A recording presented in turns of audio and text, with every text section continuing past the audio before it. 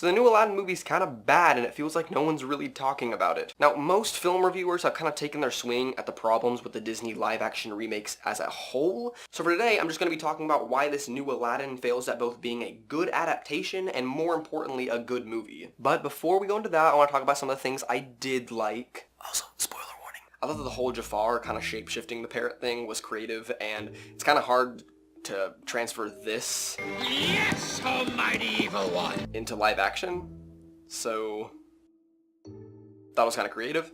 I really liked how Aladdin escapes at the end of the song One Jump Ahead. That was clever. I actually really liked the scene where Jafar first meets Aladdin. So in this version, Jafar is a thief as well, and he kind of rose to the rank. And this whole kind of scene where he's talking to Aladdin about an opportunity to rise in the ranks as well, I kind of actually felt like gave a whole new level of depth to Jafar, and I was like, man, that's a really creative decision. Like, if this role had been given to a slightly more charismatic actor with some better dialogue, I really could have gone down for this version of Jafar. Also, I really liked some of the small logic changes that they added to the film to kind of fix the original. One of the most obvious ones is where Aladdin is trapped in the water and the genie comes and saves him. In the original, the genie just kind of takes him out and then is like, oh, by the way, that was a wish. But in this new one, the genie's like, oh, I'll just kind of fake out the rules a little bit and make you sign something while you're unconscious. They also explained identity wishes. So in this new version, Aladdin asks the genie if people will recognize him when he's a prince.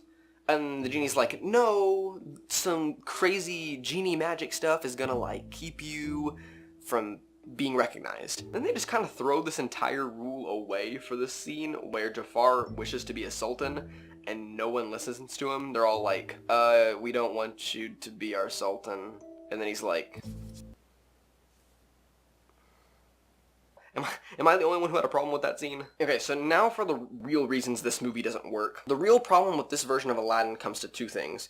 The first is pacing. What makes the original Aladdin so entertaining is how breakneck the pace is. If you compare the runtimes of the original and the new adaptation is 38 minutes longer than the original. Yet somehow the original contains most, if not all, the same information that the new one does. And the things the new one added didn't exactly help the overall story because the story was not designed to have those elements in it. In the original, information is delivered just so smoothly and like in the midst of some other action. So the best example I can give of this is that Aladdin is an orphan. In the original, the only way you know this is in one line of a song. I blame parents except he hasn't got 'em. However, in this new version, that line of the song is still in the song, yet later on, when Jasmine and Aladdin are both alone, they take like 2 minutes to start talking about their parents and what happened to them. This scene is kind of pointless because it adds nothing to either of the characters' respective arcs. So why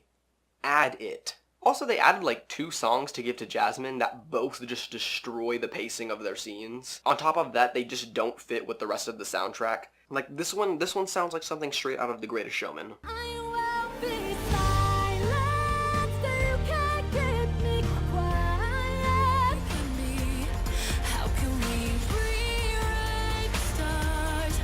Why? And the pacing flaw isn't just a problem with keeping the film entertaining, it also really messes up some of the characters. Like, let's look at Aladdin's opening in both of these films. Aladdin's purpose as a character is that he's a really good guy who's just in a bad environment. A diamond in the rough, as the Cave of Wonders calls him. In the original, Aladdin's opening shows him stealing a loaf of bread. Now, this is going to seem like a major nitpick, but the choice to have him steal a loaf of bread, of all things, is a very intentional and important choice. Aladdin isn't stealing because he's a bad guy who steals. He's stealing because he has to survive. He's a good guy in a bad environment. Then, after Aladdin spends the entirety of the song outwitting pursuers, he shows compassion to kids that are even worse off than him by giving away all of his earnings. This is a super compassionate scene, and it shows a lot about Aladdin. So, within only a few short minutes of screen time, Aladdin is established as being a smart, charismatic, and compassionate protagonist whose purpose is clear in the overall view of the narrative. He's the diamond in the rough that the Cave of Wonders needs. It's a genius opening. That's incredible visual storytelling. So now let's look at the remake. In this remake, Aladdin is first introduced stealing a necklace off of a lady in the street.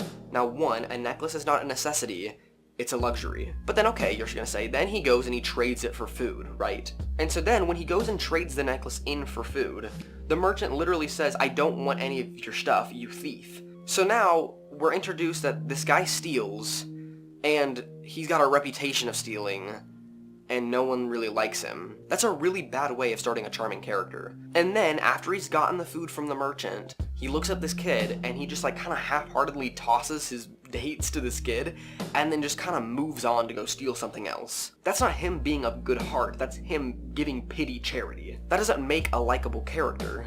So without this new Aladdin being shown to be caring or compassionate early on in the film, it becomes really hard for the audience to believe that this is the diamond in the rough that the Cave of Wonders wanted. He just seems like another thief.